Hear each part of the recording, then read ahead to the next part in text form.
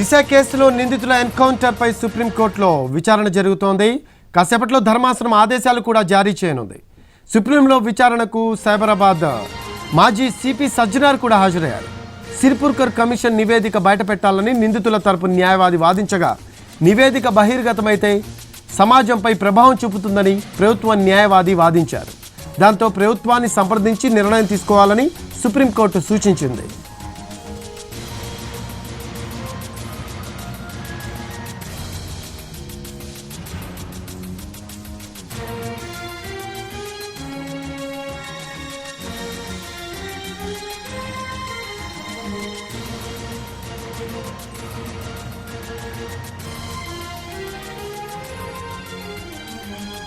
దిశ కేసులో నిందితుల ఎన్కౌంటర్పై సుప్రీంకోర్టులో విచారణ జరుగుతోంది. కాసేపట్లో ధర్మాసనం ఆదేశాలు కూడా జారీ చేయనుంది. సుప్రీంలో విచారణకు సైబరాబాద్ మాజీ సిపి సజ్జనార్ కూడా హాజరయ్యారు. సిర్పుర్కర్ కమిషన్ నివేదిక బయటపెట్టాలని నిందితుల తరపు న్యాయవాది వాదించగా నివేదిక బహిర్గతమైతే సమాజంపై ప్రభావం చూపుతుందని ప్రభుత్వ న్యాయవాది వాదించారు. దాంతో ప్రభుత్వాన్ని సంప్రదించి నిర్ణయం తీసుకోవాలని సుప్రీంకోర్టు సూచించింది.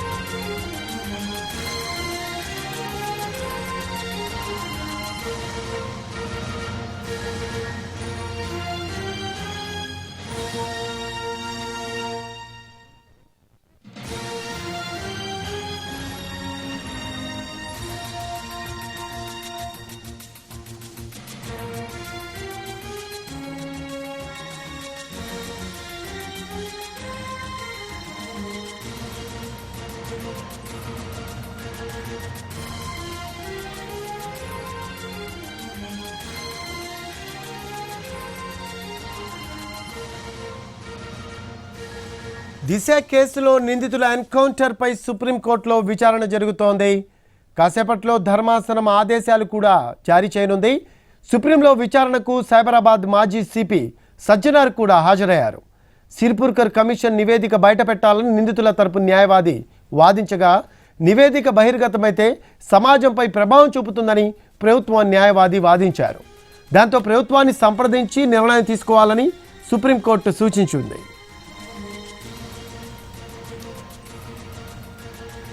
దీనికి సంబంధించి మోర్ డీటెయిల్స్ మా కరెస్పాండెంట్ రాజు అందిస్తారు. రాజు, రఫీ, ఏదైతే కేసు అనేది కొనసాగుతుంది, ప్రస్తుతం విచారణ కంటిన్యూ అవుతుంది. అయితే ఇప్పటి వరకు ఉన్నటువంటి వివరాలను చూస్తుంటే కూడా ఏదైతే సిర్పుర్కర్ కమిషన్ ఇచ్చినటువంటి రిపోర్టు బహిర్గతం చెయ్యాలి అంటే ఇది సరైనది కాదు. ఎందుకంటే దాంట్లో ఉన్నటువంటి వివరాలన్నీ కూడా ప్రజలకు తెలియడం కానీ బయటికి తెలిస్తే ఇది మరికొంత పరిణామాలకు దారి తీస్తుంది అనే విషయాన్ని మాత్రం సుప్రీంకోర్టు స్పష్టం చేసినటువంటి పరిస్థితి కనిపిస్తుంది. ఇందులో భాగంగానే అటు ఏదైతే ఇక్కడ ఉన్నటువంటి కేసును కూడా హైకోర్టుకు బదిలీ చేయాలనే ఆలోచన కూడా సుప్రీంకోర్టు అధిష్టానం కనిపిస్తుంది. అందులో భాగంగానే ఏదైతే చీఫ్ జస్టిస్ ఎన్వి రమణ కూడా రాష్ట్ర ప్రభుత్వంతో మాట్లాడండి, దీన్ని హైకోర్టుకు బదిలీ చేస్తామని చెప్పి కూడా స్పష్టం చేసినటువంటి పరిస్థితి ఉంది. ఓవరాల్ గా చూస్తుంటే ఇంతకీ నివేదికలో ఏముంది, ఈ నివేదిక బయట పెడితే ఏం జరుగుతుంది అనేది మాత్రం ఇప్పుడు కొంత ఉత్కంఠగానే కనిపిస్తుందని చెప్పుకోవచ్చు. ఎందుకంటే ఇప్పటి వరకు ఉన్నటువంటి పరిణామాలను, ఈ పరిస్థితులను మనం కనుక పరిశీలిస్తుంటే 2 ఏళ్ల పాటు క్షేత్ర స్థాయిలో పూర్తిగా విచారణ జరిపింది సిర్పుర్కర్ కమిటీ. కానీ ఈ సిర్పుర్కర్ కమిటీ ఇచ్చినటువంటి నివేదిక ఆధారంగా ఎటువంటి తీర్పు రాబోతుందని చెప్పి ప్రతి ఒక్కరు ఎదురు చూస్తున్నటువంటి పరిస్థితి ఉంది. కానీ ప్రధానంగా చూస్తే ఏదైతే ఆ నలుగురిని సీన్ రీకన్స్ట్రక్షన్ కోసం స్పాట్ కు తీసుకెళ్లినప్పుడు నిజంగా పారిపోయే ప్రయత్నం చేశారా, పోలీసులపై పారిపోతూ దాడి చేశారా, లేదంటే భూతకపు ఎన్కౌంటర్ చేశారా? ఎందుకంటే అప్పుడు దిశ అత్యాచారం చేసి హత్య చేసినటువంటి విషయం రాష్ట్రాన్ని మొత్తం కూడా కలిసి చేసినటువంటి అత్యాచారం చేసి హత్య చేసినటువంటి విషయం రాష్ట్రాన్ని మొత్తం కూడా కలిసివేసినటువంటి పరిస్థితి కనిపించింది. అంతేకాదు ఆ పరిణామాలన్నీ కూడా పెద్ద ఎత్తున ఇబ్బందికరంగా మారాయి. దాన్ని నుంచి తప్పించుకోవడం కోసమే ప్రభుత్వం బూటకపు ఎన్కౌంటర్ చేయించిందని చెప్పి కూడా మానవ హక్కుల సంఘాలు పెద్ద ఎత్తున ఆందోళన చేసినటువంటి పరిస్థితి కనిపించింది. సో ఈ పరిస్థితుల్లో ఆ నలుగురిని కావాలని చంపారా లేదంటే ఏం జరిగింది అనే దాని మీదనే ప్రస్తుతం దృష్టి పెట్టినటువంటి పరిస్థితి కనిపించింది. సో ఆ సిర్పూర్ కమిషన్ క్షేత్రస్థాయిలో అంటే స్పాట్కు వెళ్ళి దిశను కాల్చి చంపినటువంటి ప్లేస్ నుంచి ఆ పక్కనే ఉన్నటువంటి పొలాల్లో ఆ నలుగురిని ఎన్కౌంటర్ చేసినటువంటి స్పాట్ను పరిశీలించింది. అంతేకాదు ప్రధానంగా ఆ నలుగురి కుటుంబాలకు సంబంధించినటువంటి వాళ్ళ బ్యాక్గ్రౌండ్ ఏంటి, వాళ్ళు నిజంగా గతంలో ఎటువంటి పరిస్థితుల నుంచి ఈ స్థితికి వచ్చారు, వాళ్ళు ఎటువంటి జీవితం వాళ్ళది అనేది కూడా సిర్పూర్ కమిషన్ పూర్తిగా స్టడీ చేసింది. ఇక మరోపక్క సిపి సజ్జనార్తో పాటు ఆ ఎన్కౌంటర్లో ఎవరెవరైతే పాల్గొన్నారో అక్కడ ఉన్నటువంటి మొత్తం సిబ్బందిని కూడా విచారణ జరిపినటువంటి పరిస్థితి కనిపించింది. ఈ కేసులో ఉన్నటువంటి సాక్షులను కూడా విచారించినటువంటి పరిస్థితి కనిపించింది. ఫైనల్గా చూస్తుంటే ఇంతకీ ఈ కమిషన్ రిపోర్ట్లో ఏముంది, ఎందుకు దీన్ని హైకోర్టుకు పంపాలనుకుంటున్నారు, ఎందుకు బహిర్గతం చేయొద్దనే ఆలోచన, బహిర్గతం చేయొద్దని చెప్పి ఏదైతే తెలంగాణ ప్రభుత్వ అడ్వకేట్లు వాదిస్తున్నటువంటి పరిస్థితి ఉంది. సో ఈ విషయంలో మాత్రం మళ్ళీ ఏదైతే విచారణ ప్రారంభమైంది, ప్రభుత్వంతో కూడా సంప్రదింపులు జరిపారు. మరి హైకోర్టుకు పంపిస్తారా లేదంటే సుప్రీంకోర్టులోనే విచారణ చేస్తారనేది ఒకటి. కానీ ఎవరైతే పిటిషనర్లు ఇప్పటికే దీనిపైన ఒకవైపు అంటే హైకోర్టుకు సంబంధించినటువంటి వాళ్ళు ఏదైతే మానవ హక్కుల సంఘాలకు సంబంధించినటువంటి వాళ్ళతో పాటు చాలామంది అడ్వకేట్స్ కూడా దీనిపైన పిటిషన్లు వేశారు. వీటన్నిటిని కలిపి ఒకే కేసుగా పరిగణించి ప్రస్తుతం అయితే విచారిస్తున్నారు.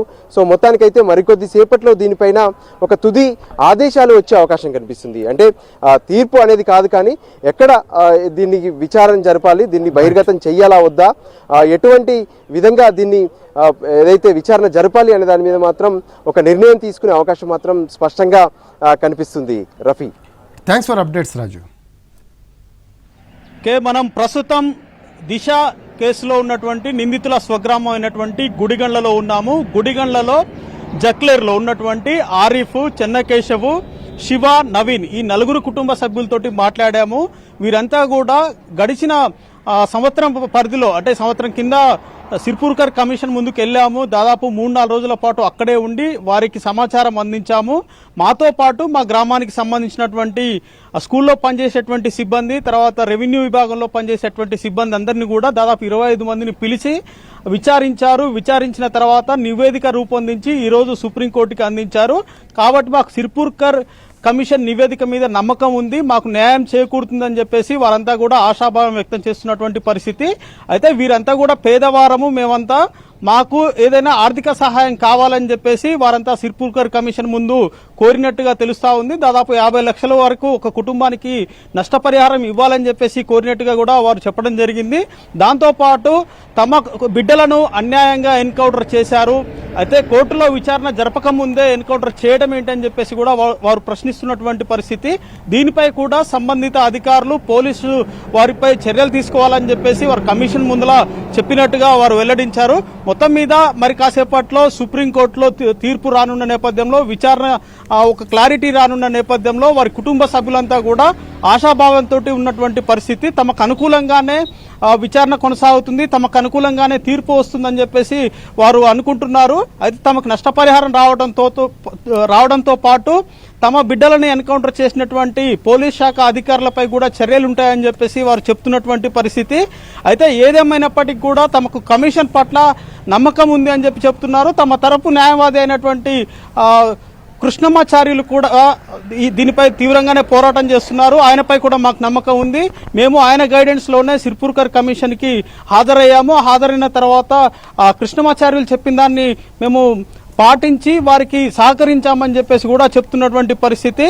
అయితే ఆరిఫ్ కు సంబంధించినటువంటి తల్లిదండ్రులు కానివ్వండి, నవీన్ కు సంబంధించినటువంటి, శివకు సంబంధించినటువంటి, చెన్నకేశవులకు సంబంధించినటువంటి ఈ నలుగురికి సంబంధించినటువంటి కుటుంబ నేపథ్యాలని కూడా దృష్టిలో పెట్టుకొని తమకు న్యాయం చేయాలని చెప్పేసి కోరామని చెప్పేసి వాళ్ళ తరపు న్యాయవాదితో పాటు వారి కుటుంబ సభ్యులు కూడా పేర్కొన్నారు. అయితే తమకు ఖచ్చితంగా నష్టపరిహారం రావాలి, ఎందుకంటే చేతికి అందించినటువంటి బిడ్డలు ఎన్కౌంటర్ అయ్యారు కాబట్టి తమ కుటుంబాలకి అండాదండ లేకుండా పోయింది. ఇక మరీ ముఖ్యంగా చెన్నకేశవ్కు సంబంధించినటువంటి తల్లి అయితే నా భర్త కూడా ఇటీవల కాలంలో రోడ్డు ప్రమాదంలో మరణించారు. ఇందులో ఆ లారీ ఓనర్కి సంబంధించినటువంటి శ్రీనివాసరెడ్డితో పాటు పోలీసుల హస్తం కూడా ఉందని ఆరోపించినటువంటి పరిస్థితి. అదేవిధంగా శివకు సంబంధించిన తండ్రి, నేను క్యాన్సర్తో బాధపడుతున్నాను, నన్ను కూడా ప్రభుత్వం ఆదుకోవాల్సినటువంటి బాధ్యత ఉంది. ఈ అంశాలన్నింటినీ కూడా సిర్పూర్కర్ కమిషన్కి వెల్లడించాము. ఖచ్చితంగా తమకి ఆసరాగా ఉండేటువంటి ఒక మంచి పరిణామంతో తీర్పు ఉంటుందని చెప్పేసి వారు ఆశాభావం వ్యక్తం చేస్తున్నారు. మరో పక్క చెన్నకేశవులకు సంబంధించినటువంటి భార్య మాట్లాడడానికి సుముఖంగా లేదు, ఆమె తీవ్రంగా వ్యతిరేకించింది. మేము మీడియాతో ఎట్టి పరిస్థితుల్లో మాట్లాడమని చెప్పింది. అయితే తమ లాయరు ఉన్నాడు, తమ అడ్వకేట్ ద్వారా తమకు న్యాయం జరుగుతుందని చెప్పేసి కూడా ఆమె ఆశాభావం వ్యక్తం చేసినటువంటి పరిస్థితి. మొత్తం మీద ఈరోజు తీర్పు మరి కాసేపట్లో ఒక తీర్పుపై ఒక క్లారిటీ రానుంది. దీన్ని సుప్రీంకోర్టు నుంచి హైకోర్టుకి బదిలీ చేస్తారని చెప్పేసి కూడా చెప్తున్న తరుణంలో ఏది ఏమైనప్పటికీ కూడా, ఏ కోర్టులో అయినప్పటికీ కూడా తమకు సిర్పూర్కర్ కమిషన్ నివేదిక మీద నమ్మకం ఉంది, తమ న్యాయవాది మీద కూడా నమ్మకం ఉంది. కాబట్టి తమకు అనుకూలమైనటువంటి తీర్పే వస్తుంది, తమకు అనుకూలమైనటువంటి ఫలితాలే వస్తాయని చెప్పేసి వారు ఆశాభావం వ్యక్తం చేస్తున్నటువంటి పరిస్థితి. Rafi, thanks for updates Pasha.